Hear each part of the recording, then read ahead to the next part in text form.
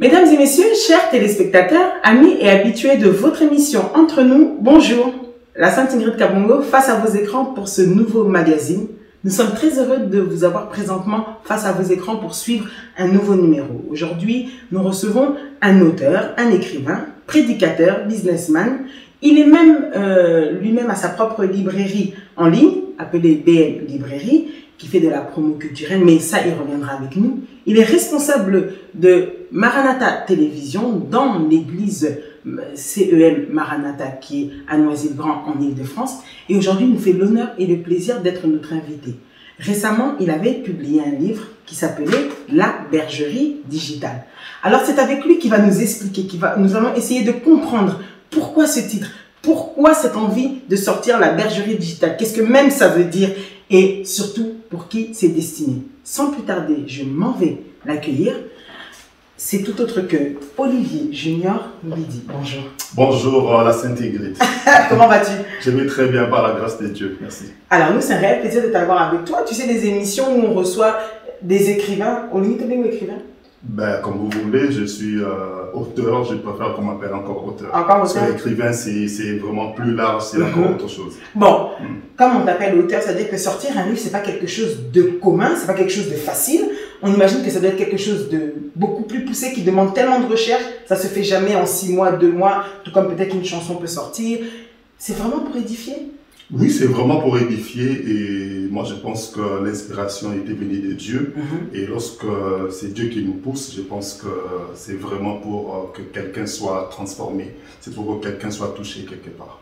Donc on peut dire un livre chrétien ou bien un livre qui peut servir à tout le monde? Ça peut servir à tout le monde parce que je parle aux enfants de Dieu principalement, mais aussi même aux hommes d'affaires, pourquoi pas, aux entrepreneurs et je dirais même aux personnes qui ne connaissent pas encore Jésus parce que ça a aussi un aspect évangélique, c'est-à-dire toucher vraiment les personnes à adhérer à la vision que Christ a présentée au monde. Nous avons connu une période assez difficile, ce serait très bien aussi que vous puissiez marteler sur cela. La Covid-19 a touché et cela bientôt nous allons atteindre 2 ans.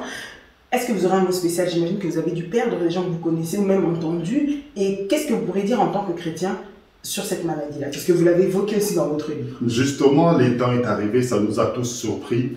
Mais ce qui est important et c'est ce que nous devons retenir, ça me fait penser à Jérémie. Quand il pleure dans les livres des Lamentations, vous savez que Jérémie, c'est un prophète de Dieu. Il a travaillé pendant une période aussi difficile, mais à la fin, il a écrit un livre qu'on appelle Lamentations, et ça contient 5 chapitres. Et quelque part, il est en train d'évoquer un peu toute la douleur qu'il a traversée. Mais à la fin, dans Jérémie 3, 20 et 21, il dit « Voici ce que je veux repasser dans mon cœur et ce qui fera mon espérance. C'est-à-dire, quand il dit « Les bontés de l'Éternel ne sont pas épuisées et ses compassions ne sont pas arrivées à leur terme. » C'est pour dire que les temps sont difficiles, c'est vrai, mais en tant qu'enfants de Dieu, nous devons savoir une chose, c'est que Dieu est avec nous. Pourquoi? Parce qu'il a dit « Je ne vous abandonnerai pas, je ne vous délaisserai pas. » Ça, c'est vraiment un message que j'aimerais apporter à tous les enfants de Dieu, même à ceux qui ne le sont pas. Vous devez savoir qu'il y a un Dieu qui existe et que ce Dieu-là est en train de voir comment est-ce que nous sommes en train de traverser un temps difficile. Et aussi, moi, personnellement, au niveau de la famille, je n'étais pas touché, mais j'ai perdu des êtres chers, des éminents serviteurs de Dieu autour de moi. C'était difficile et nous devons accepter la mort parce que ça fait partie du programme de Dieu sur la terre. C'est que nous devons vivre, mais un jour nous devons savoir que nous allons quitter la terre pour rejoindre l'au-delà. Ça, c'est une évidence, on ne peut pas... voilà, chercher à faire le contraire. C'est Dieu qui a créé la mort et voilà, nous passerons tous par là si le Seigneur ne revient pas, bien sûr. Au moins, ça a été clair, net et précis. Si le Seigneur ne revient pas, bien sûr. Au commencement était. Alors, Junior Olivier Mbidi, né, grandi à Kinshasa, si je ne me trompe pas. Oui, je suis né à Kinshasa, précisément dans la commune de Barumbu. Je suis né dans un quartier très très chaud. Très chaud. Oui, Barumbu du côté de Kalimbele, Bekasaï. Yeah. Après, j'ai grandi dans un quartier qu'on appelle Bon Marché. Et dans ces quartiers-là, aujourd'hui, les gens savent un peu comment ces quartiers se présentent aujourd'hui. À l'époque, ce n'était pas vraiment comme tel que nous les voyons aujourd'hui. C'était un peu calme avec nos voisins libanais. Un quartier un peu ce n'est plus le cas aujourd'hui. Aujourd'hui, c'est beaucoup plus de bars, beaucoup plus de boîtes de nuit, beaucoup plus de tabac. Mais bon, nous continuons à prier Dieu et voilà, j'ai grandi dans ce contexte-là. Parlez-nous un peu de votre enfance. Un enfant comment à l'école? Turbulent, la coco, la turbulent, bien... Timide à la maison, mais turbulent à l'école. Donc hypocrite. Ouais. Timide à la maison. Pourquoi timide à la maison? Timide à la maison parce que c'était comme ça. J'étais un garçon très calme à la maison. Je n'avais pas un frère direct après moi ou une soeur directe, c'est-à-dire un ami avec qui je pouvais discuter. J'ai mes soeurs et voilà, elles avaient ma collègue déjà, je voulais dire. Mon frère, ce n'était pas vraiment mon ami comme tel. Et quand je suis cinquième. Après moi, j'avais un frère et une sœur qui sont décédés. Et voilà, j'ai grandi comme ça. Ma sœur, il y avait pratiquement 8 ans d'écart. Donc, c'était pas vraiment... Donc, c'était un peu ça. À l'école, parce que je dois vous avouer que je n'aimais pas l'école quand j'étais vraiment enfant. Bon. J'ai pleuré parce que je devais aller à l'école. C'était vraiment de grandes luttes. Mais après un moment, j'ai accepté d'aller à l'école. C'est par là que j'ai découvert l'environnement, les amis, tout ça là. Et puis à l'école, je suis devenu bavard. Mais à la maison, avec des rangeurs. Des rangeurs, oui. J'ai parlé même à madame il n'y a pas longtemps, comment j'embêtais même les profs avec la batterie à l'école. C'était un peu ça. Et quand on donnait les rapports à la maison, comment les parents réagissaient, surtout qu'ils voyaient qu'à la maison, on le notait? Bon, en fait, c'est pas qu'on pouvait donner les rapports à la maison. J'étais pas un bandit. Juste un animateur, en fait. D'accord, bon. Un animateur, c'est... Voilà. Qu'est-ce que tu écoutais comme musique, justement, quand tu étais plus dans cette enfance-là? Je reviens aux alentours de 13, 14, 15 ans. Ça va être un peu compliqué de le dire, mais j'écoutais plus la musique de Wenge, ça il faut le dire, j'écoutais beaucoup. Moi, Wenge, dans cette génération-là. Oui, nous c'est la génération Wenge, on écoutait Wenge Musica.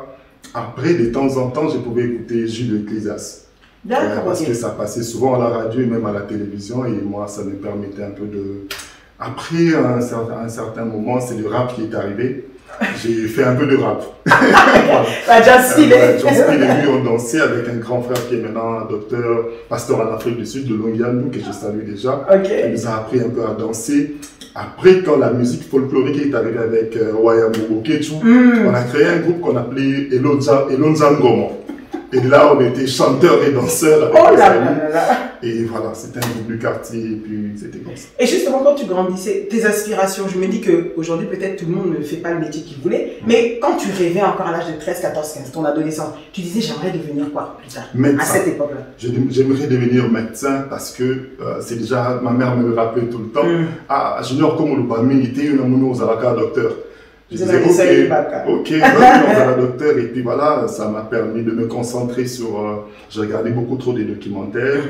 J'étais un garçon qui regardait la politique déjà. Quand j'étais jeune, je pouvais te citer toutes les capitales du monde. D'accord. Je pouvais te citer tous les présidents du monde, comme ça là. Et c'est comme ça que, voilà, pour ma mère, donc un intellectuel, il fallait la médecin, et puis voilà, la famille est digne. Mais alors justement, quand on se dit ça aujourd'hui, ta relation avec Dieu, elle se crée quand? Ma relation avec Dieu, ça date. Comment? Oui, ça date parce que c'est vrai, quand les années où l'église du réveil a commencé à prendre sa place au niveau de Kinshasa, au niveau du Congo, j'allais à une église en face de moi, l'église Maranatha. C'est quand même bizarre, aujourd'hui j'ai pris à Maranatha. Mais c'est pas la même? Non, c'est pas la même. C'était avec le docteur Nzani Jean-Pierre qui est à Kinshasa. Et j'allais de temps en temps. Et puis, on était tous catholiques. L'église catholique, c'était l'église où j'ai fait mon baptême. Mais par rapport à l'église de réveil, je dirais que j'ai parté de temps en temps à l'église Maranatha, c'était encore un groupe de prière. Après, j'ai découvert l'église Buisson Ardent, qui était l'église de tous les jeunes de Bon Marché, avec les pasteurs Longué Benoît, qui est décédé en Afrique du Sud. Il y avait le pasteur Montlion et tous les groupes qui étaient là. Mais c'est vraiment quand j'ai terminé ma licence en économie que je me suis dit, bon, je vais aller voir un pasteur, je vais aller rencontrer un homme de Dieu. Il était homme de Dieu, il était en même temps directeur de banque. Alors l'idée, ce n'était pas de servir Dieu ou de venir à Dieu. L'idée première, c'était qu'il me trouve un boulot comme il était assez haut placé dans son entreprise. Alors je suis parti, je l'ai rencontré, c'est le docteur Étienne Chimpe qui était mon premier pasteur, il est décédé à Kinshasa.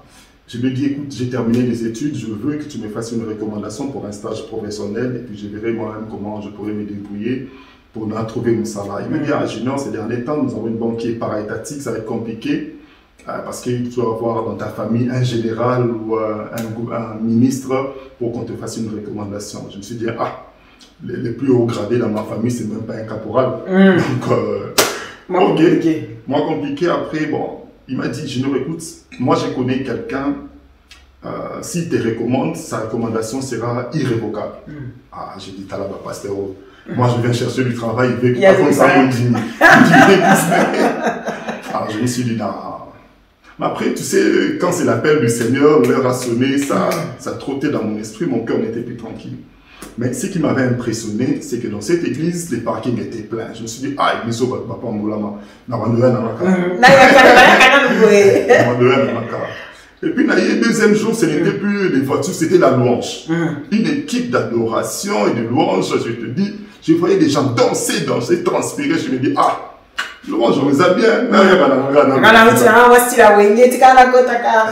Je suis resté là, et puis, un jour, à l'époque, j'avais quitté la maison des parents, j'avais 25 ans.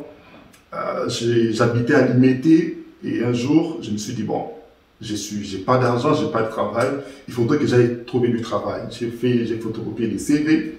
Alors je me déplace, je pars, j'arrive à la première rue à Dispromalt, l'entreprise de publicité. Je dépose mon CV et à l'accueil, je rencontre une fille, la secrétaire bien sûr, qui me dit on ne reçoit pas des stagiaires, on n'en a pas besoin. Et pendant qu'on échangeait, la grande porte s'est ouverte, je rencontre le directeur des ressources humaines qui était un ami à mon frère. Ok, d'accord. Et c'est de là qu'il m'a dit mais Junior, qu'est-ce que tu cherches? J'ai dit non, le boulot. Puis paf, on m'a pris comme stagiaire. Et dès que j'ai commencé mon stage là-bas, à l'église, là où j'ai prié, mon pasteur a dit on te désigne comme responsable de communication de l'église, responsable adjoint, comme je n'avais pas encore d'expérience avec les seigneurs. C'est par là que j'ai commencé à venir à l'église parce qu'il fallait travailler. Et c'est comme ça qu'il fallait devenir aussi sérieux avec Dieu. Entre-temps, tu es en train de te battre entre les mondes et l'église. Et finalement, c'est Jésus qui l'a gagné. Et c'est comment que tu l'acceptes? Parce que comme tu l'as dit, toi, tu y allais parce qu'en même temps, on sur tes postes et puis bon, responsabilité, tu y vas. Mais je pense que Dieu, il y a toujours un déclic. Justement. Et ce déclic, il s'est fait quand que tu t'es dit, ou tu as pris vraiment la décision de le choisir et de délaisser le reste? Ce déclic-là est arrivé, c'est quand j'ai perdu ma petite sœur. D'accord. Ouais, c'était en 2009, en janvier. Je me suis dit, ah, je suis dans une famille compliquée, les gens sont en train de mourir. Il faudrait que je fasse quelque chose. Et ça a commencé, les seigneurs, je sens qu'il y a autre chose. Les mondes ne me disaient plus rien. Je commençais à aimer plus les choses de Dieu, et je pense que c'est par là que la vraie relation a commencé. Avant, je pouvais fréquenter les églises, mais ce n'était pas encore une relation vraiment personnelle avec Dieu. J'étais intérimaire, voilà, ok, voilà, c'était un peu ça. Et là, il a commencé à te parler? Il a commencé à me parler, il a commencé à me transformer surtout. Parce que, comme je disais, j'ai grandi là-bas au marché. Quand j'avais déjà 25 ans, ils allaient déjà, les boîtes de nuit, ils allaient déjà émeler. Alors, il fallait déjà arrêter la guerre. Et c'était vraiment comme un miracle. Un jour, je prends la décision, c'est fini, je ne bois avec eux. Paf. Plus jamais. Comment tu te retrouves en Europe alors? Vu que ce livre était édité ici, publié ici, on se dit bien qu'il y a eu quelque chose qui s'est passé. En Europe, bien sûr. Déjà, à la base, moi, je n'aimais pas l'Europe, surtout quand j'avais trouvé mon travail. Je me disais, l'Europe, ça sera pour les vacances et puis revenir. Je me disais, bon, je vais bâtir ma vie ici à Kinshasa. Alors, dans l'église où j'ai prié, un prophète me disait, il ne me connaissait même pas. Il vient, il était invité, il n'avait même pas prêché. C'était juste un invité. Il me dit, Junior, le Seigneur me dit que tu vas aller le servir en Europe, en France précisément.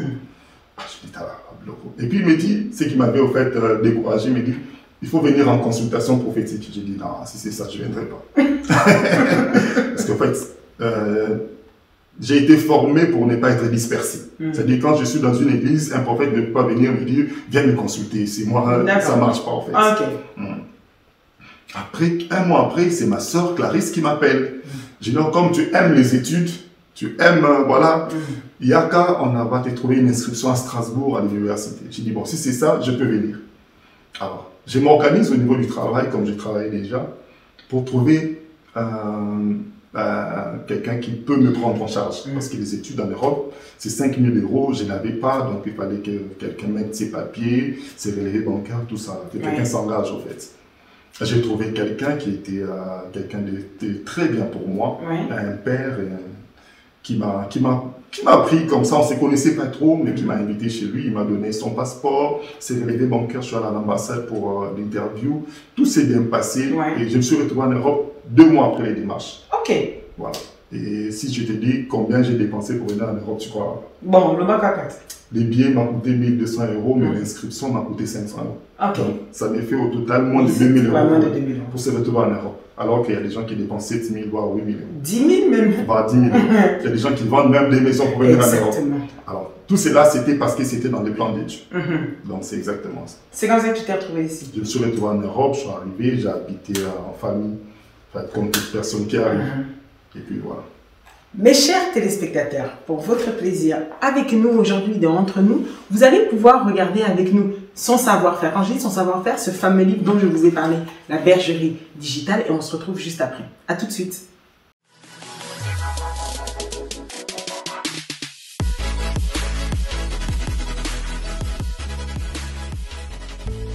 Bonjour, je suis Olivier Junior Biti. Je suis dans la joie aujourd'hui de me présenter devant vous pour vous parler de mon livre La Bergerie Digitale. De nos jours, l'Église n'est plus seulement une affaire de 4 murs. L'Église est sur les médias sociaux. Et cela doit nous pousser à réfléchir sur les enjeux de la digitalisation de l'Église. À cet effet, le Seigneur m'a mis à cœur de mettre en place cet ouvrage qui comprend 3 parties essentielles. Dans la première partie, je parle des éléments existentiels de l'Église. Je parle de la bergerie, je parle de l'appel et je parle de la vision. Dans la deuxième partie, c'est là où je parle de la bergerie digitale. Je réfléchis sur ces différentes composantes qui sont les bergers, la bergerie, les arbitres ou les juges, les gardiens de la saine doctrine, ainsi que les intermédiaires de l'évangélisation. Et dans la troisième partie, pour terminer, c'est là où je parle de l'utilité des médias sociaux pour une communication efficace pour l'Église. C'est vrai que nous voulons utiliser les médias sociaux pour évangéliser, mais de quelle manière? C'est un peu ça l'essentiel de ces livres que je vous invite à acheter, mais surtout à lire. Pourquoi pas à donner cadeau aux voisins, aux amis pasteurs, écrivains, chrétiens comme non chrétiens, parce que tous nous sommes appelés à observer comment est-ce que les choses évoluent. Je vous donne rendez-vous le 8 août, ça sera au 11 rue de l'Université, à Noisy-le-Grand, dans le temple de l'église Maranatha, la communauté évangélique Maranatha. Soyez nombreux le samedi 8 août à 16 h. Nous serons là pour une conférence dédicace. Je vous invite, soyez très nombreux. Que le Seigneur vous bénisse.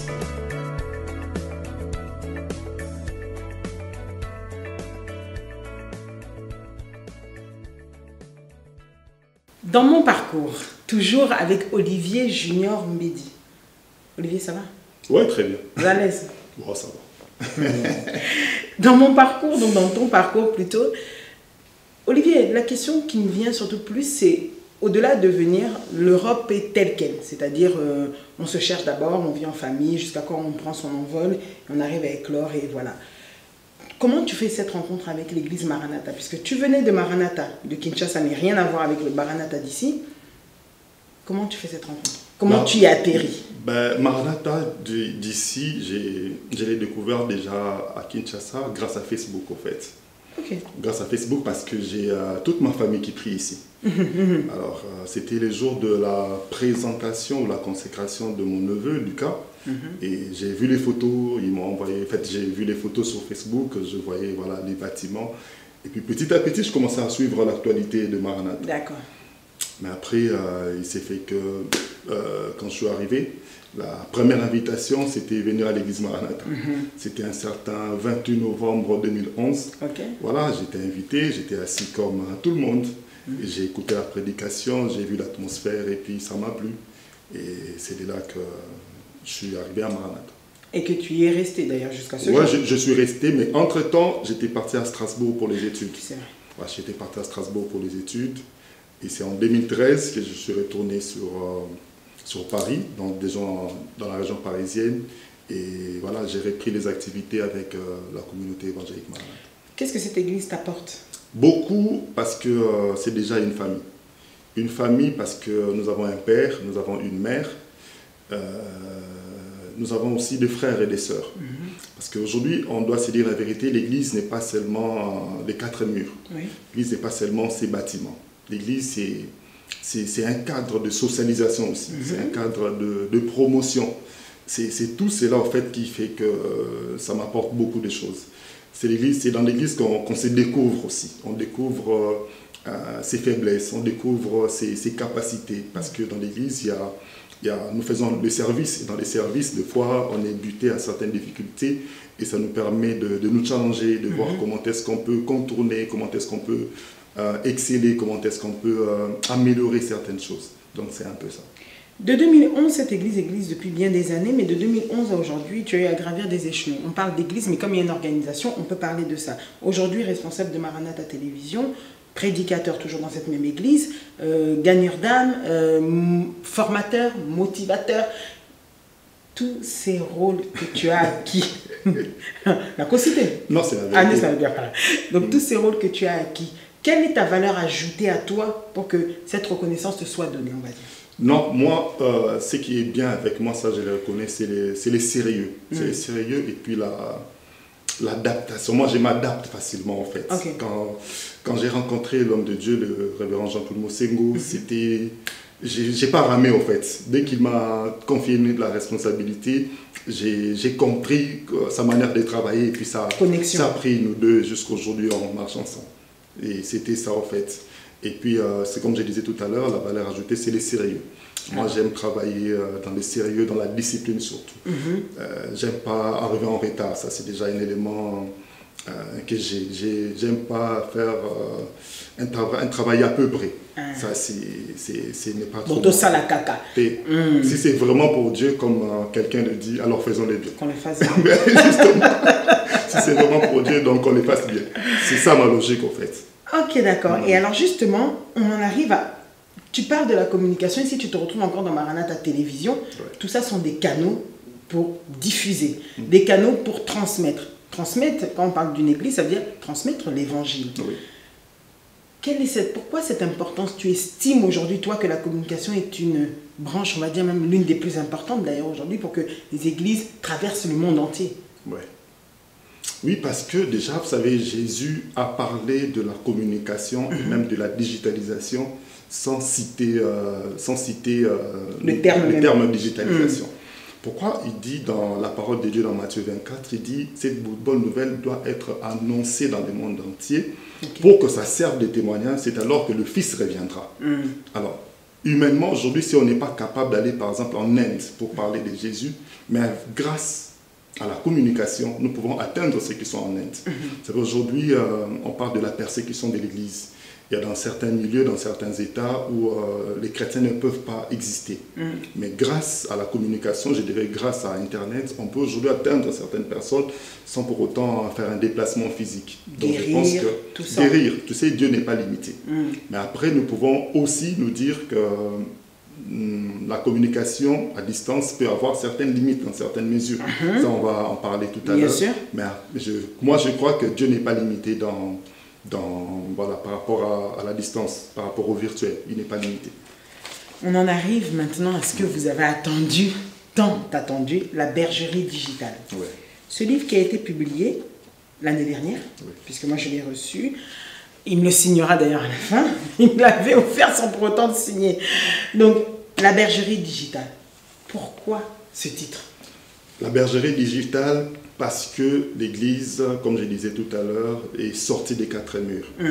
L'Église n'est plus une affaire où les gens sont assis, entre les quatre murs. Et puis voilà, le message est limité aux personnes qui sont dans l'auditoire. C'est l'auditoire qui est restreint. Aujourd'hui, grâce à la technologie, l'Église est ouverte au monde entier. C'est-à-dire quelqu'un qui prêche à Dubaï peut être écouté dans le monde entier.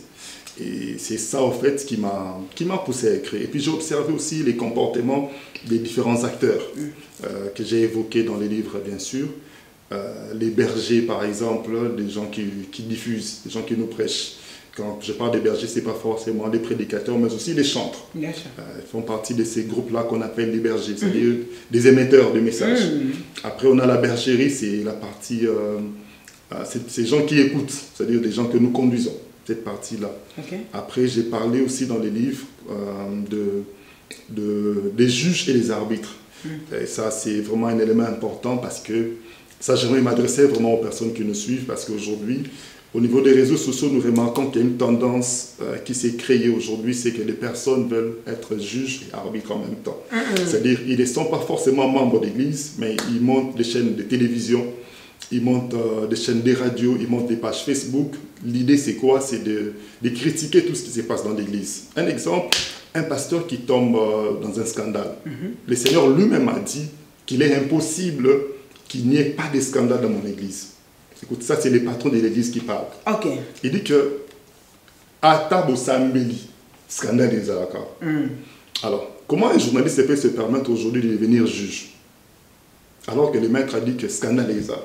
Le jugement, c'est quoi? C'est que on va prendre la nouvelle, ça va prendre une proportion au point où si le pasteur n'est pas fort, ou la personne qui est tombée dans le scandale n'est pas forte, non seulement y est, mais les personnes où ils message où ils risquer pas abandonner foi.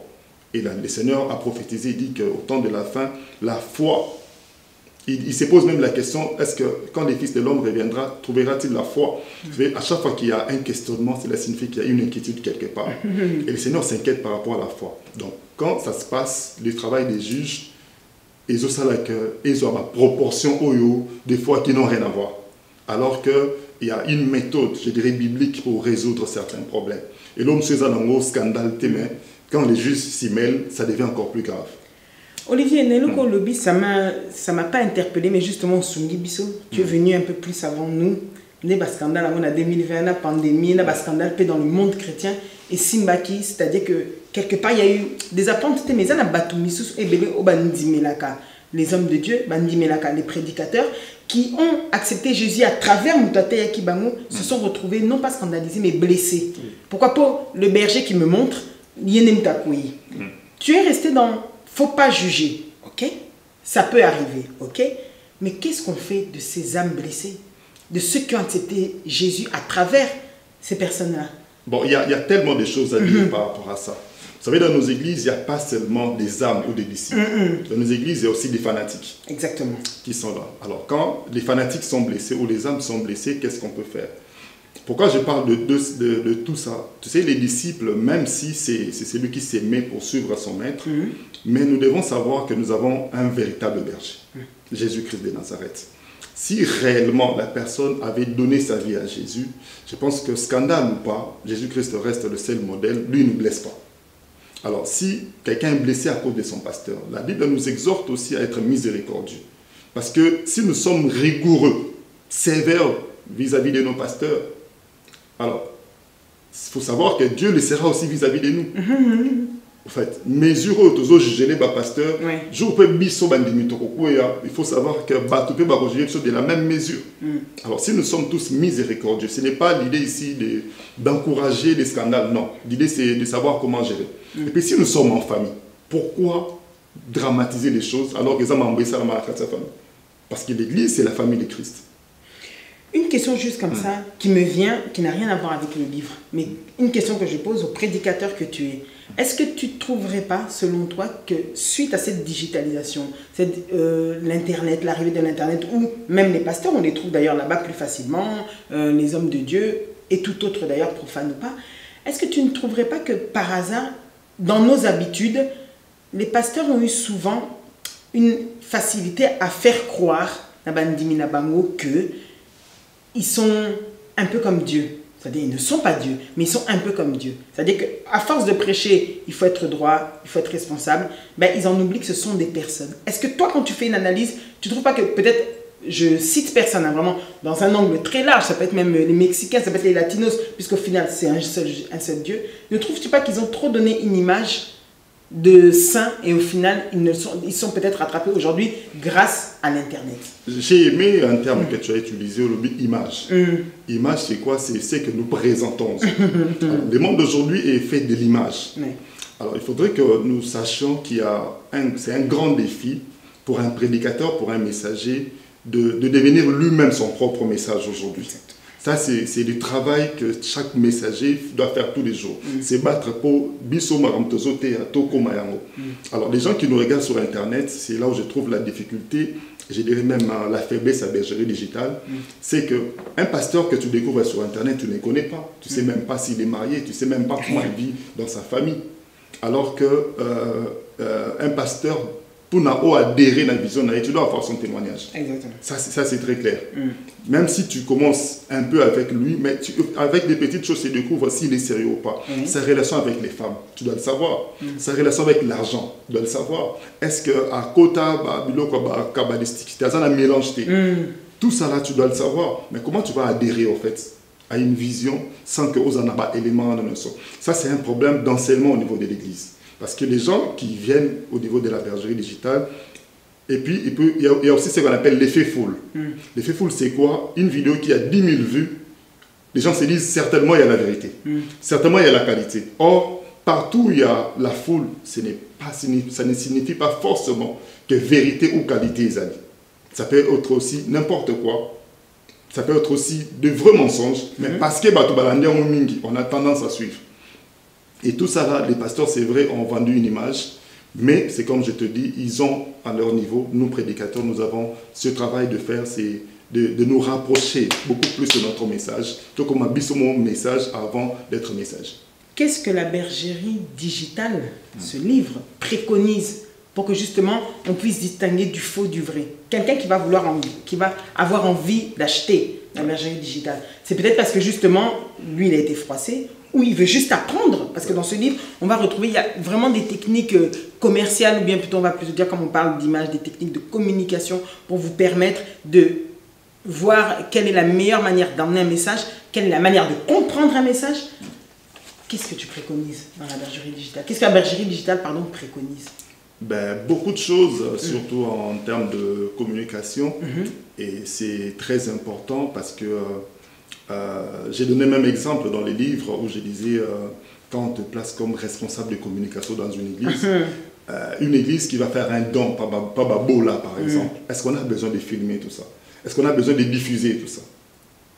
Parce que Bible le ceux qui le bok à gauche et pessi, le bok à droite. Mais bisoto komanine, on le fait tout salibadon directement sur les réseaux sociaux. Et ça, je trouve ça dommage qu'ils aient une église. Je peux comprendre que quelqu'un qui ne connaît pas la parole de Dieu le fasse, mais pas l'église. Parce qu'on s'est dit, nous avons la parole de Dieu, donc on fonctionne conformément à la parole de Dieu. Alors ça, ce sont des éléments que j'ai évoqués dans le livre. Mais alors, quelle différence doit-on faire? Excusez-moi de te couper, mais quelle différence doit-on faire? Quelle est la limite où l'église doit s'arrêter dans sa communication? L'église doit s'arrêter dans sa communication dans les matures. L'église doit s'arrêter dans tout ce qui est... moi, j'aime les Kinshasa, ce qu'on appelle Mankiola. Mankiola, c'est quoi? C'est la fabrication des miracles. C'est-à-dire, Mutumoro Babengi, Mutumoro Aza boiteux, excusez-moi, fabriquer faux boiteux, Mutumoro Aza n'est bien, mais ça des faux boiteux, une église, les caméramens prennent, pardon, et puis paf, les pasteurs ont pris, ça devient un miracle. Ça, c'est une fabrication. L'église ne doit pas aller dans l'excès, dans tout ça. L'église ne doit pas présenter l'église en tant qu'organisation, mais présenter Jésus. Parce que nous, notre seul produit, si je peux le dire en termes marketing, c'est Jésus. C'est-à-dire tout ce que nous faisons, c'est pour que Jésus soit vu. Si ce n'est plus Jésus qui est vu, donc ce n'est plus de la communication qui est adaptée à l'église. Mais dans le cas de ce que tu viens de nous dire, le prédicateur, je donne un exemple. Aujourd'hui, Junior Mbedi va faire un don à Babola, aux orphelins. Il y va. Sa communication peut se dire quoi? Je filme, Parce que quand on va mettre sur nos réseaux, ça va inciter d'autres personnes à faire des dons. Ok, je comprends, c'est ce que les gens disent tout le temps, nous voulons, voilà.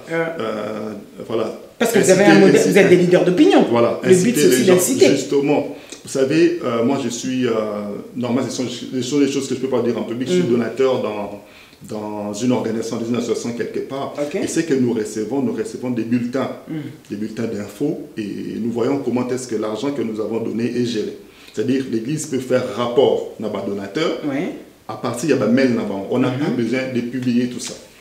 Alors, tout dépend aussi de la motivation de se publier. Si c'est vraiment pour ça, et c'est Dieu qui connaît les cœurs, qui peut dire, ok, ça c'est bon, vous le faites vraiment pour inciter. Mais moi, par exemple, ça c'est vraiment moi, et je l'ai écrit dans les livres, je ne conseille pas trop.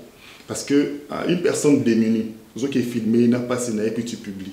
Je pense que même la personne elle-même se dira, au Pessinga, mais pourquoi tu vas publier ça? Mais ce qui suit, il y a publication, on a 100 000 personnes, bah, ça peut me donner un influent. Ok. Tu as aidé, toi. Si, bon, aider, c'est vrai. Mais après, ce qui, gloire et comme aux hommes n'a pas, c'est là où ça devient dangereux. Ou alors, tu vas dire dans ton discours, vraiment, ne commencez pas à m'acclamer. Tu le dis à l'avant. Ne commencez pas à m'acclamer parce que c'est Jésus ou c'est Dieu qui doit être vu dans tout ça. Les principes. Les dangers, en fait, c'est que celui qui gloire et comme aux hommes n'a pas, les gens commencent à te dire, aux hommes, la Bible dit, tu reçois déjà ta récompense. Ça, c'est la récompense des hommes. C'est en fait ça le danger. Mais le danger, c'est justement, et comment jauger? Comment connaître sa limite? C'est-à-dire, la personne, elle n'a pas de problème. Mais toi qui as fait des gestes, c'est ta relation avec Dieu qui est dérangée, en fait. D'accord. Les principes fondamentaux pour bien communiquer, ça, c'est le 4e chapitre de ce livre. Selon Junior Mbidi, ce sont lesquels? Il y en a plusieurs, mais dans les livres, comme il fallait vraiment faire... condensé. Un condensé, il faut connaître sa cible. Il faut connaître sa cible. Aujourd'hui, nous communiquons un peu de manière un peu, je dirais, un peu compliquée. Alors, déjà, il faut connaître sa cible. Il y a plusieurs principes. Il faut connaître sa cible. Alors, qu'est-ce que nous voulons dire? Quels sont les messages que nous apportons? Comment est-ce que ces publics reçoivent ces messages? Est-ce qu'aujourd'hui on a encore des jauges, par exemple à la fin de chaque culte, demander au public si le public a compris les messages du prédicateur? Aujourd'hui on ne les fait presque pas. Alors qu'on a des personnes qui sont à l'église, dites-moi, mais il le dit sans conviction. Sans conviction. Non seulement sans conviction, parce que la personne n'a même pas compris. Tout ça là, ça joue aussi. Alors, au niveau des réseaux, nous devons appliquer tous ces principes-là, je voulais dire. C'est-à-dire, nous comprenons la cible, comment elle fonctionne, qu'est-ce qu'elle aime faire, qu'est-ce qu'elle fait dans les réseaux sociaux. Parce qu'il y a des personnes qui sont dans les réseaux sociaux juste pour se divertir. Exactement. Il y a des personnes aussi qui cherchent Dieu, mais dans les réseaux sociaux. Alors, quand on est dans les réseaux sociaux, on comprend tout ça. On va appliquer certains principes qui vont permettre de produire un travail efficace. Il y en a plein dans les livres, je n'aurais peut-être pas les... Non, justement, et puis le but c'est aussi qu'ils aillent, qu'ils découvrent le livre. Voilà. Justement, il y a tout ça, et puis nous en tant que messagers, quelles sont les choses que nous pouvons dire? Par exemple, un prédicateur, pendant sa prédication, qui veut faire un reproche à la chorale, est-ce qu'on a besoin de dire ça devant la caméra? D'accord, ok. Dis-moi, parce que l'auditoire qui est en dehors, c'est pas assez clair. Justement, tout ça là, ce sont des choses. Et puis, j'ai parlé même avec mon épouse. Est-ce que les serviteurs de Dieu aujourd'hui, on a le temps de faire des shootings photos? Vous savez, sur le mot, ça l'affiche pour un pasteur ou un serviteur de Dieu, c'est pas mal que je le dise. J'ai beaucoup de respect pour les hommes de Dieu. Facebook, photo, non, c'est la communication, c'est un art, c'est une discipline. Donc, il faut de la qualité. Et tout ça, ce sont des principes que j'ai évoqués dans les livres. Pour toi, il ne faudrait pas que les prédicateurs ou les hommes de Dieu aient peur de dépenser pour leur travail? Ça, je ne peux pas juger, mais je pense que c'est une éducation, c'est une autre manière de fonctionner qu'on doit... Vous savez, les pasteurs n'ont pas tout reçu, hein. Nous, en prédicateurs, nous n'avons pas tout reçu. Et puis la communication, il faut toujours accepter que ce soit un travail de groupe. Forcément. Ça, c'est quelque chose d'important. Beaucoup de prédicateurs aujourd'hui ne veulent pas, même les chantres, ils ne veulent pas s'associer, s'entourer des bonnes personnes pour communiquer. J'ai donné même un exemple à quelqu'un qui veut sortir un album. Alors, tu veux sortir un album, tu communiques autour de l'album et en même temps, tu communiques autour de ta famille. Tu commences à communiquer autour de la guerre, sur plusieurs sujets. Tu ne vois pas que tu nous as mouru. Alors que tu dois focaliser ton énergie, je dirais même tes énergies, autour de la chose qui va sortir. Et tout ça, ce sont des choses, au fait, que j'ai évoquées dans les livres, et ça demande, au fait, voilà, cette discipline-là, le respect de ces principes-là, en fait. Est-ce difficile de publier un livre aujourd'hui en France? Oui, c'est difficile. C'est difficile parce que... Si je peux le dire. Moi, j'ai eu la grâce de Dieu, je n'ai pas rencontré de difficultés. Oui, parce que je suis dans une bonne église. Ok. Mon père a beaucoup de fils. Et c'est l'un de ses fils, l'apôtre Coulson, qui est éditeur. Il est à Orléans, avec la maison Empreinte à vie. C'est la maison qui a édité les livres. Et voilà, ça a été vite fait. Et le miracle dans tout ça, c'est que ces livres, je l'ai écrit en 2 mois. C'était avant les confinements que j'avais tout terminé. À part les éléments que j'ai retrouvés sur le l'inspiration en moins de 2 mois sous l'abysso. C'est Dieu. C'est Dieu, ma femme et moi, c'est vraiment Dieu. C'était difficile, je vois encore comment elle a souffert parce que le temps que je pouvais passer avec elle, je me cachais dans la chambre devant l'ordinateur pour écrire. D'accord. Et c'est comme ça, en 2 mois, j'avais reçu quelque chose et je me suis mis à écrire. Le 4 janvier, je me souviens encore, j'ai commencé à écrire. Déjà vers fin février, tout était déjà OK. En plus, Corona arrive, je me dis, mais ça, c'était vraiment Dieu. Puisque ça colle avec l'actualité. Et puis, j'ai rajouté les éléments, voilà, vraiment à la fin, qui ont vraiment donné un sens vraiment à ces livres. Tu as refusé qu'on dise écrivain, tu préfères auteur. Oui. Pourquoi? Écrivain, c'est tout un métier. C'est vraiment une personne qui a pour métier écrivain. Moi, je suis auteur parce que ce n'est pas mon métier principal. Je peux écrire, mais je ne suis pas écrivain. Donc, ce n'est pas mon métier comme toi, tu es journaliste. Non, moi, ce n'est pas mon travail. Moi, ça me vient, j'écris, et puis voilà, c'est comme ça. Pour être prédicateur, tu fais partie de ceux qui se disent c'est un don que j'ai reçu de Dieu, ou bien tu es persuadé qu'il faille absolument avoir pris des cours, enfin avoir suivi une formation? D'abord, il y a l'appel. Vous savez, en termes d'appel, il y a 3 niveaux d'appel. Il y a l'appel général, l'appel spécifique et puis l'appel particulier. L'appel général, c'est, voilà, Dieu nous appelle à devenir enfants de Dieu. Après, il y a l'appel particulier, c'est l'appel, par exemple, au ministère. Voilà. Et puis, il y a l'appel spécifique, je donne le cas de Jean-Baptiste, par exemple, il est prophète des ministères, mais Dieu l'appelle à préparer les chemins du Seigneur. Ça, c'est un appel spécifique. Alors, il y a déjà l'appel, mais après, il y a la formation qui doit suivre. Il y a la formation qui doit suivre parce que la prédication, c'est la communication aussi. Forcément, ça passe par là. Justement. S'il dit n'importe quoi, il emmène tout le monde dans son délire. Alors, sachant que dans la communication, il y a, je dirais, 60 ou 75% du non-verbal. Alors, un prédicateur ne peut pas parler à un auditoire, le roi de Tsogang là-bas, ce n'est pas tes enfants. C'est clair. Justement, et pour ça, tu as besoin d'être formé. Vous parlez à des cadres, vous parlez à tous les aux niveaux parents, de classe sociale. Justement, tu dois être formé. Et puis la manière même de présenter, les temps qu'on utilise quand on prêche, tout ça, ça fait partie de la formation. Et c'est très important. Moi, j'encourage aux prédicateurs de se former et de ne jamais arrêter de se former. Tu as pu, au-delà de cette inspiration, tu es venu d'où pour mettre ces phrases à bien dans ce livre? C'est l'observation. Vous savez, l'observation, c'est l'une des méthodes scientifiques des recherches. Moi, j'ai observé, j'ai vu comment les choses évoluaient. Et en tant que Congolais, tu sais que chez nous, il y a beaucoup trop de matière. J'ai vu avec tous les scandales, bon, les scandales, ça a commencé après. Disons, en début, ouais, c'était, voilà. Mais en vrai, les scandales, ils sont là aussi depuis longtemps, mais pas répertoriés, enfin, un peu partout. Donc, il y en a dans tous les cas. Ouais, donc il fallait, en tant qu'intellectuel, parce qu'un intellectuel, c'est quelqu'un qui vient apporter une solution au problème de la société. Alors, il fallait déjà regrouper les différentes catégories et puis proposer des solutions par rapport à chaque catégorie. Et aussi dans la deuxième partie, la partie technique, où j'ai proposé des solutions à toute l'Église et aux communicateurs, pourquoi pas aux entreprises. S'il y a une des solutions que tu pourrais piocher qui est primordiale pour toi à donner à un prédicateur qui nous suit à cet instant, ce serait laquelle? Celle qui t'a le plus... qui t'a plus retenu de ton observation, toutes les observations. Je dirais à ces prédicateurs de présenter Jésus. Vous savez, Jésus-Christ est Seigneur, qu'il soit bien présenté ou mal présenté. Mais nous devons tout faire pour présenter Jésus et Jésus seul, vraiment dans nos prédications. Ça, c'est très important pour des personnes qui nous suivent. Parce que vous savez, lorsque vous présentez vous, les jours où vous êtes limité, où vous commettez un scandale, vous risquez de décourager plusieurs. Mais quand vous dites que ce n'est pas moi, c'est lui qui m'a envoyé, les gens ne vont pas vous condamner ou trop vous juger. Présentez Jésus et restons autour de Jésus. C'est la chose la plus importante que je peux dire à un prédicateur aujourd'hui. Selon toi, quel est le meilleur des canaux de diffusion entre la radio, la télévision, Internet? Celui que tu préfères? Ça dépend, ça dépend. Bon, c'est vrai qu'aujourd'hui, la radio a été créée avant la télévision, mais la télévision a apporté beaucoup plus de choses.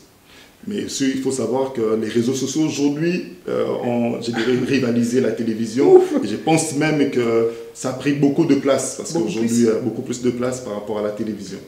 Alors, je dirais, pour moi, je peux toujours conseiller aux serviteurs de Dieu de communiquer par les réseaux sociaux. C'est aujourd'hui, je dirais, inévitable. Est-ce important d'avoir donc une page Facebook, une chaîne YouTube, un réseau Instagram, TikTok? TikTok, c'est bien aussi ou pas pour la... TikTok, c'est bien, mais ça contient aussi beaucoup de dangers. D'ailleurs, j'ai fait deux conférences sur les écrans. J'en ai parlé parce que TikTok, même il y a des associations ici en France qui vont porter plainte contre TikTok parce que TikTok ne protège pas assez les enfants. Mais tout. Voilà. Ou je dirais ne protège pas les enfants parce que les enfants sont exposés à la pornographie, à beaucoup trop de choses au niveau de TikTok. Je ne suis pas contre TikTok, hein. En tout cas, il faut dire non, ça reste TikTok. Tout est, voilà, tout je parle un peu de réseau en termes généraux. Donc c'est un peu ça. Alors, mais après, moi je me dis, le tout dépend de ce que vous faites dans les réseaux. Si c'est pour une bonne raison, pour l'évangile, moi je conseille toujours d'utiliser les réseaux sociaux, pourquoi pas. Moi j'encourage. Parce que voilà, je dirais 80% aujourd'hui des personnes dans le monde entier, tout ça quand même connecté, même si ce n'est pas de manière, je dirais, même si on n'est pas là tout le temps, mais on est au moins connecté, même si j'exagère dans les chiffres, mais vraiment, le monde est en train de se connecter. Donc on ne peut pas aller en dehors des réseaux. Où peut-on trouver la bergerie digitale, si quelqu'un veut se le procurer? Ouais. Sur les digitales, sur les nets, on a un site internet www.labergeriedigitale.fr. Je répète encore www.labergeriedigitale.fr. www.labergeriedigitale.fr. Il est vendu à 15 €. 15 €. Ah, Olivier, tu as 10. 15. Tu sais, dès le départ, le livre m'a coûté 10 €. Mais le jour de la dédicace, j'ai été surpris. J'ai vu des gens acheter ces livres à 500 €. J'ai vu mon beau-père, s'il faut le citer, il a payé ses livres à 300 €. J'ai vu des gens acheter ses livres à 150 € à 200 €. Non, il y a ça aussi, c'est vrai, mais aussi les contenus. Tu sais, grâce à ces livres, j'ai été contacté par plusieurs serviteurs de Dieu pour aller former des gens. Et ça, c'est... Bon, après, les livres, ce n'est pas vraiment la matière que nous vendons ou voilà, nous voulons nous enrichir. C'est pour aider l'Église. C'est vraiment ça le but de ces livres. C'est vraiment pour accompagner l'Église dans le travail que nous sommes en train de faire, de communiquer la parole de Dieu. D'accord, donc on peut se procurer à 15 € ce livre. Et est-ce que tu peux te dire aujourd'hui que c'est un métier qui paye? Enfin, c'est quelque chose que tu as découvert et qui paye? Oui, ça paye parce que je dois te dire la vérité, c'est qu'on a quand même réalisé un bon chiffre d'affaires le jour où on a sorti ces livres. On a réalisé, c'était vraiment plus de 5 000 €. Et ça te donne envie de continuer, peut-être, c'est-à-dire que tu sais déjà si tu vas te lancer dans un autre projet, outre que la bergerie digitale? Oui, exactement. Je sais qu'il y a beaucoup de projets qui sont là. Il y a des livres qui arrivent, voilà. Ça procure, voilà, et puis ça va vraiment bon. Ce qui va, c'est ma bête, ça, là, et le dans quel sens? Dans le sens que, comme on disait que chanteur Messous Bayal à l'église, il chante et après il demande qu'on achète. Il y a toujours eu cette polémique qui se dit qu'un chanteur, il fait un concert, mais il le fait payant. Comment ça se fait? Il peut livrer, ils ont édifié, alors qu'on se dit que Jésus est venu. Tu sais, quand on m'invite pour prêcher, dans ma tête, je me dis toujours, je ne prêche pas pour l'argent. Après, le livre, c'est le travail technique qui est fait. Donc c'est vraiment cette partie-là qu'on doit prendre en charge. Parce que pour sortir ces livres, il faut payer pratiquement 2 000 €, la maison d'édition. Et tout ça là, les contributions de chacun, c'est justement pour permettre à ce que le travail continue. Ce n'est pas vraiment que tu veux vendre l'évangile de tes 40. C'est le soutien que les gens peuvent apporter pour nous permettre de payer les éditeurs. Par exemple, oui, ça c'est Dieu qui m'a béni. Je ne peux pas dire que voilà, Naboyaki ou quoi que ce soit. c'est arrivé, dans calcul à monté. Okay. Je ne m'étais pas dit, non, ça, c'était pas une prévision. Voilà, c'est arrivé et j'ai béni Dieu pour ça. Après, ça ne doit pas être, je veux servir Dieu, je vais sortir des livres pour Nazala béni, pour Nazala riche. Non, c'est pas vraiment. Mais si quelqu'un est édifié, c'est ça ton souci? Oui, moi, le plus important, que les gens lisent. Parce que les gens peuvent acheter des livres, mais ne lisent pas. Or, ça ne sert à rien d'acheter un livre que tu ne liras pas. Un livre est fait pour qu'il soit lu. Mais on se dit que dans la communauté, c'est assez difficile. D'ailleurs, ce mot-là, communauté, reviendra forcément très souvent. On dit que dans la communauté, c'est pas chose, dans la communauté congolaise, d'où tu es originaire, c'est pas encore chose commune. Alors, il y a beaucoup de livres qui sont sortis, mais très peu qui en achètent. Qu'est-ce qu'il faudrait faire? La stratégie, c'est organiser des conférences, des ateliers. D'accord. Pour mesurer un peu le niveau de compréhension de tout un chacun. Et puis, pendant des conférences, en fait, j'essaye de voir un peu si les gens ont lu les livres ou pas. Et ça me permet aussi de pousser les gens en fait, à rentrer encore dans les détails de livres pour vraiment le remonter à livre. Si tu aurais un conseil à donner à un jeune chrétien ou à un jeune tout court, je préfère parce que je me dis que les hommes de Dieu ne sont pas venus forcément pour les chrétiens, mais surtout pour ceux qui n'ont pas encore accepté Jésus. Donc si tu aurais un message à donner à quelqu'un qui doit retenir de la bergerie digitale, ils sont là en face de toi, nous t'écoutons. Un conseil, ces livres, je vous conseillerais de le lire. Pourquoi? Parce que ça vous permet de comprendre déjà comment est-ce que l'Église est en train de s'organiser. Vous savez, l'Église est en train de traverser une période assez délicate. Et si on ne fait pas attention, nous risquons de tomber sans pour autant le savoir. De tomber dans quel sens? C'est que parce que vous savez, quand Dieu t'appelle, il te donne une vision. C'est un cahier des charges qu'il te donne. Il te dit, tu feras ça, tu feras ça. Alors que beaucoup de gens confondent la vision à plusieurs choses. Ils font des choses par réaction. C'est-à-dire, tu n'aimes pas ce que l'autre fait. On lui dit, tu es journaliste, mais journaliste. Oh, il ne prêche pas bien, moi je dois prêcher. Ça, ce n'est pas la vision. Ça s'appelle la réaction. Il y a des gens qui font des choses par confirmation. Tu attends l'approbation en fait, des gens qui sont autour de toi. Or, si ce n'est pas Dieu qui t'appelle, ça risque d'être compliqué pour toi. Dans ces livres, j'en ai parlé. Et puis, ça nous apprend aussi la manière de communiquer, c'est-à-dire les techniques par rapport aux réseaux sociaux, par rapport à notre entourage, par rapport à la communication, je dirais, en général. Il y a aussi la partie site internet. Comment est-ce qu'on peut faire valoir les sites internet et l'Église Nabino. Tout ça pour ramener les gens déjà à connaître Jésus via l'instrument que Jésus a mis en place, qu'on appelle l'Église. Parce que vous serez d'accord avec moi qu'il y a des gens qui viennent dans nos églises parce qu'ils ont trouvé l'adresse sur Internet. Nous sommes en Europe, aujourd'hui, pour aller par exemple à Carrefour, pour trouver l'adresse, tu as besoin de taper sur Internet, sur Google, pour découvrir l'adresse. Et puis tout ça là, ça nous permet en fait de bien présenter les choses. C'est ça en fait le secret qui est caché dans ces livres. Le secret dans la bergerie digitale. J'ai bien aimé cette phrase. Le pape François est à ce jour le plus grand influenceur chrétien. Pourquoi? Oui, parce que quand les papes prennent la parole, c'est le monde entier qui est en arrêt. Ok. Vous savez, quand le Covid a commencé, tout le monde se disait, nous voulons entendre les mots qui viennent du pape. Parce que les papes, quand ils parlent, déjà l'Église catholique représente aujourd'hui, je dirais, plus de 1 milliard de personnes sur la terre. Parce que les chrétiens, nous représentons aujourd'hui 2,3 milliards de personnes. Alors, l'Église catholique, en elle seule, c'est pratiquement plus d'1 milliard. Alors, quand il parle, c'est tout à fait normal qu'il soit écouté, vu la proportion des personnes qui est autour de lui en tant que pape et par rapport à l'Église catholique. Donc, il est aujourd'hui le plus grand influenceur de tous les grands influenceurs que nous connaissons. Voilà, comme il a dit, c'est le plus grand des influenceurs. Ça m'intriguait de savoir pourquoi. Voilà pourquoi, mes chers téléspectateurs, pour votre plaisir, vous êtes bien évidemment sur Congo Web Télévision, chaque samedi à 20 h et la rediffusion le mardi à 12 h.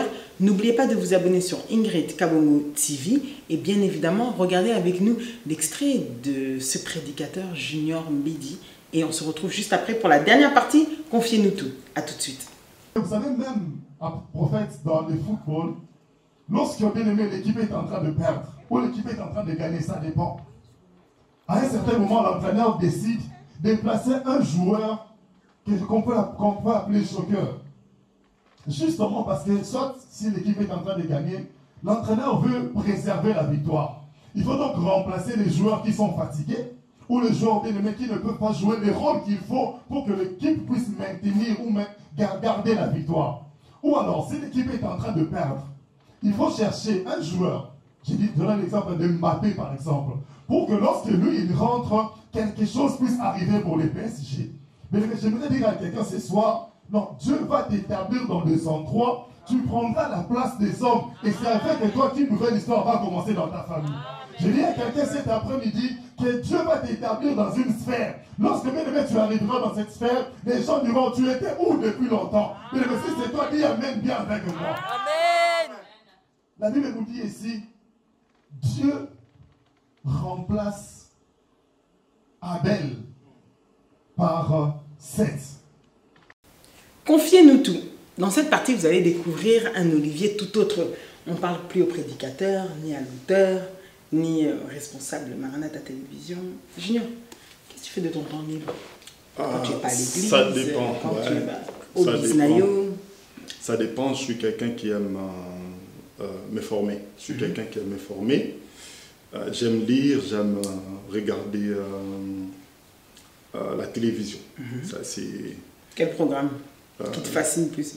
Comme ça, tu as Novelas TV. T'es BFM TV. BFM TV, après c'est la 16, c'est encore que CNews. CNews, c'est ça. CNews, yeah. Ouais, CNews avec les journalistes là, comment il s'appelle encore? Prod, voilà. Football au Talaté. Ah non, football, c'est un peu bizarre. Je regarde pas. Ah. Non, ça... Avant, oui, j'étais fan de V-Club quand j'étais à Kinshasa. Donc, même le football pèse à Amabé. Non, football, les Amabé, chacun a sa passion, chacun, voilà, ses passions, je voulais dire. Cinéma, Cinéma, oui, parce qu'avec madame, j'ai appris à faire des soirées cinéma, mais avant, c'est pas trop. C'était pas trop ton kiff, quoi. J'ai appris ça avec madame. Si autocritique, ça veut dire qualité, nous moko na défaut nous moko. Qualité, qualité, c'est la patience. Je suis quelqu'un de patient. Et puis, défaut, c'est que cette patience-là, des fois, se transforme en laxisme. Facile. Laxisme. Des fois, ouais, ça m'arrive de céder les passages. Plat préféré? Je suis au Congo, j'aime le fumbois. Fumbois, nakayamuna kwanga. Ça, c'est... Ouais, tout comme mieux. Ouais. Si aujourd'hui tu devais faire, non pas une analyse, mais qu'est-ce que tu aimes par-dessus tout? J'aime la vie en Jésus. Qu'est-ce que tu détestes dans la vie? Ce que je déteste dans la vie, c'est les choses qui détruisent la vie. C'est-à-dire? C'est-à-dire le manque d'amour. Ça, c'est des choses que je déteste. Quand il n'y a pas d'amour. Quand on fait les choses peut-être par intérêt, non pas par... Ça, il n'y a pas d'amour en fait. Tout ce qui n'a pas d'amour. Tout ce qui n'a pas d'amour, je ne supporte pas. Ton dernier numéro appelé avant ton émission? Je n'ai pas compris. Ton dernier numéro appelé avant ton émission? Mon dernier numéro appelé, c'était Ingrid Kabongo. Ton dernier texto? Mon dernier texto, c'était Évangéliste Johnny. Ok. Si aujourd'hui, malgré toi, la nous embêter, mais je te donne une baguette. Je te dis, le gros homme de Dieu, c'est un contexte nabino. Olali na butu. Ouais. Olivier, qu'est-ce que tu veux que je fasse là tout de suite pour toi, sans réfléchir? Ça, c'est difficile à répondre. La paix au Congo, yoté. Non, mais parce qu'il y a beaucoup de choses. Ben, ça peut être ça, mais il y a beaucoup de choses. C'est ça, on a sans réfléchir. Bon, que Dieu me garde déjà fidèle à lui. Ça, c'est important. Parce que si moi je suis fidèle, je peux influencer les autres. Voilà. C'est la première des choses. À toutes les personnes qui disent, dans le bien ou dans le mal, que les pasteurs congolais sont des escrocs, tu réponds quoi? Pourquoi dire pasteur congolais alors que pasteur basé dans le monde entier? Ma question c'est celle-là. Ouais, je comprends, je comprends. Tu sais, partout il y a du faux. Si on parle du faux, c'est que quelque part il y a aussi du vrai. Parce que même le Seigneur lui-même a reconnu qu'il y aura des faux. Il a même prophétisé sur ça. Alors si on dit que les pasteurs congolais, tous les pasteurs congolais, que Bazaba escrocs, moi je dirais qu'ils ont tort. Parce que parmi les pasteurs congolais, moi je peux vous citer des personnes qui sont sérieuses. Très sérieuses, alors très sérieuses. Ça restera subjectif. Oui, parce que j'ai expérimenté en fait les côtés sérieux comme ça. Je ne peux pas témoigner sur des personnes que je ne connais pas. La dîme est-elle obligatoire quand on parle surtout de la Nouvelle Alliance? Elle est très très obligatoire. Très obligatoire parce que dîme et banda avant la loi. Parce que beaucoup de gens disent la dîme fait partie de la loi. Or, la dîme a existé déjà avec Abraham. Okay. Abraham n'a pas vécu pendant la période de la loi. La loi est arrivée avec Moïse. Abraham a payé la dîme de tout. Vous savez, la dîme de tout, c'est quoi? C'est que non seulement son salaire, mais aussi les cadeaux qu'il pouvait recevoir. C'est-à-dire, celui qui va payer qui est 20 € quelque part, il prend 2 €, il paye sa dîme. À ce salaire, il y a 1500 €, à 850 € à fouti dîme. On va faire un business marché à 8 dîmes à fouti. Et ça existait avant la loi. Alors, la Nouvelle Alliance, on va dire qu'il n'y a pas de dîme, mais il y a plusieurs textes qui nous montrent la dîme sans pour autant dire que c'est la dîme. Je donne un exemple.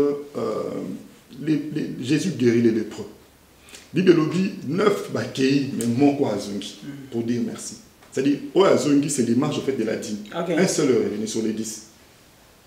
Pour dire, non, moi j'appartiens à Jésus, de n'importe aucune idée. C'est ça, en fait, l'image de la dîme. Donc, ça veut dire aujourd'hui, pour toi, ceux qui moutoyaient à l'église, et puis au moment des offrandes enfin, et de la dîme, il y a une course, il y a 10%, il y a une course, je précise bien, l'osso, blé, riz, comme c'était, il y a des produits. Pour toi, c'est bon? Bon, moi, je suis économiste de base. Vous savez, pourquoi on a créé la monnaie? La monnaie a, je dirais, 3 fonctions principales, traditionnelles. Moi, je vais parler de ces rôles ou de cette fonction d'instrument d'échange ou instrument de convertibilité. Par exemple, ceux qui sont sur mais pour aller acheter du ciment, est-ce que tu as ça la troc? Ça ne va pas marcher. Okay. Donc, on a quitté le niveau de la troc. Les économistes ont réfléchi, ils ont créé la monnaie pour nous permettre d'être ce qu'on appelle un instrument d'échange. Alors, avec ça, la monnaie nous permet d'acheter et de vendre. Donc, c'est un peu dans les deux sens. Donc, pour moi, ce n'est pas mal, mais pour faciliter au fait des choses, on apporte la monnaie. Je ne dis pas l'argent, mais la monnaie. Donc, la monnaie qui nous permet au fait d'effectuer les achats, donc instruments d'échange. Et à tous ceux qui sont devenus réticents, il faut couper sa cango par RIB, par PayPal et tout ça. Tu sais bien qu'il y en a encore plein qui jusqu'à aujourd'hui, ça les froisse même quand il faut faire ça. Tu leur réponds quoi? Je pense que personnellement, c'est plutôt un problème d'information et de formation. Parce que ceux qui sont réticents, est-ce qu'ils ne font pas des achats sur Amazon ou sur des sites internet? Ils les font. Mais pourquoi, pendant ça, la virement d'église, ça doit poser un problème? Si j'entre aujourd'hui dans la voiture d'Olivier, quelle musique que je vais écouter ces 3 derniers mois qui fredonnent souvent? Merci Chimo. Obinasom, c'est ce que j'écoute ces derniers temps. Et puis les pasteurs Moïse Mbi et Olandi Natia. Ok. Bon, ben voilà. Et puis Nanzela Langa, les deux là, Nicolo, les Obé trop. Oh, encore un Nanzela, on a la bergerie digitale. Justement. Ok, d'accord. C'est un réel plaisir. Donc nous arrivons presque au terme de notre fin. Est-ce qu'il est difficile, voilà ce que Zaka a contribution. Est-ce que tu penses qu'il est difficile? Est-ce qu'il est difficile comme mari? On peut savoir sur réponse. C'est bon. Ah, il dira c'est le meilleur mari du monde. Lui, elle, pardon, il m'appelle le choix divin. Elle dit ça en Chilouba comme un maman, le choix divin. Divin. Voilà, mes chers téléspectateurs, c'était pour vous aujourd'hui Junior Olivier Mbidi. Comme il l'a précisé, Mbolo, je l'avais oublié. C'est un réel plaisir de t'avoir dans cette émission. C'est une émission à caractère culturel. On va le dire comme ça. Est-ce que tu aurais un dernier mot, un dernier message? Nous rappeler surtout tes réseaux sociaux, ou bien si on peut les écrire en bas avec ta permission, il n'y aura pas de souci, mais aussi un dernier message et tes remerciements rapidement. Déjà, voilà, je voudrais remercier la Saint-Ingrid pour cette invitation. Merci beaucoup, na Binobat Bolandibiso, dans le monde entier. Je suis votre frère, Olivier Junior Mbidi, serviteur de Jésus-Christ qui est notre patron. Je remercie, avant de terminer cette émission, mon pasteur, c'est lui qui m'a autorisé, parce que c'est lui qui m'a même encouragé de faire tous les travaux que je suis en train de faire, le révérend Jean-Claude Moussengo. Il n'est pas seul dans cette mission, il est avec son épouse, le pasteur Marie-Thérèse Moussengo, ma mère spirituelle, et également tout l'ensemble de mes aînés et voilà, tout l'ensemble des serviteurs, et pourquoi pas l'église Maranatha qui est mon église, mais surtout les enfants de Dieu dans le monde entier, et ceux qui ne sont pas encore devenus enfants de Dieu, voici une occasion où le Seigneur veut encore nous appeler. Si vraiment c'est un message au Landiango, ce que tu ne peux pas oublier, et que je t'interdis d'oublier, c'est que Jésus t'aime et qu'il t'appelle à venir à lui. Ça, c'est le message que je pourrais donner pour aujourd'hui. Après, pour ceux qui veulent me suivre, j'ai une page Facebook, Olivier Junior Bidi officiel sur Facebook, et j'ai Olivier Junior Bidi officiel sur Instagram. Après, il y a mon site internet, www.labergeriedigitale.fr pour ceux qui veulent acheter des livres. Après, pour les business, ça c'est autre chose, j'en parlerai au cours d'une autre émission. La bergerie digitale à Kinshasa, s'ils veulent s'en procurer, au Tchéli Bamoueb. Oui, c'est à Kinshasa, sur l'avenue Setrema. Nous sommes dans la commune d'Ngalema, Setrema numéro 14, la boutique Glamour. Quand vous partez là-bas, vous trouverez un lot qui a été disposé pour ceux qui sont à Kinshasa. Et tu leur prévois une descente quand pour une conférence, pour aussi édifier ces gens-là qui te suivent? Nous sommes en train de nous préparer parce que vous savez, dans ce que je fais, je ne suis pas seul. Mon épouse, c'est une chantre, donc nous voulons mettre un peu les choses ensemble. Combiner, combiner les choses comme elle est chantre. Certainement, on aura plusieurs programmes avec les artistes qui sont sur place. Nous allons travailler ensemble pour que nous allons Nzambe Kende Liboso. Ok, merci à lui. En tout cas, vous avez bien entendu. Merci à vous tous de nous avoir suivis. Vous étiez sur Congo-Web Télévision. Je vous rappelle que le programme sera diffusé ce samedi à 20 h et la rediffusion le mardi à 12 h. Continuez de vous abonner sur Ingrid Kabongo TV. Merci à vous tous pour tous ces abonnés qui ne cessent de croître. Il a été présent avec nous, Junior Bidi, merci à lui. Merci à, du coup, aujourd'hui, mon assistante, félicité pour la prise de vue, et à Guigui Mbongo pour la réalisation, plutôt on va dire, et la mise en forme de cette émission. Merci à l'église Maranatha Télévision, et puis Maranatha Télévision et Maranatha elle-même, l'église. Merci à toutes ces personnes qui croient en ce pasteur, mais qui croient surtout et avant tout en Jésus-Christ. Et puis vous retrouverez bien évidemment ces images aussi sur Africa Plus 243. Merci à vous tous. Restez scotchés, restez branchés, et n'oubliez pas que tout ce qui s'est dit ici dans votre émission avec la Sainte Ingrid Kabongo et Junior Bidi restera entre nous. Entre nous, ciao ciao.